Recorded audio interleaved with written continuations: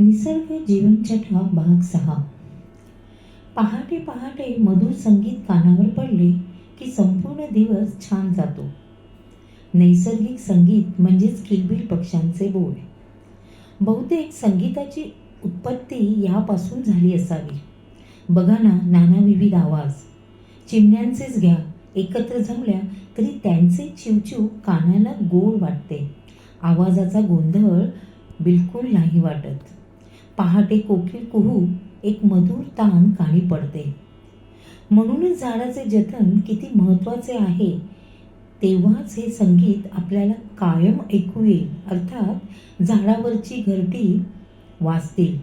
आत्ताच्या भाषेत पक्ष्यांची सोसायटी वाचेल व जगाचा आनंद द्विगुणित होईल. हिरवे हिरवे तृण घरकुल, हितगुज त्यांची किलबिल.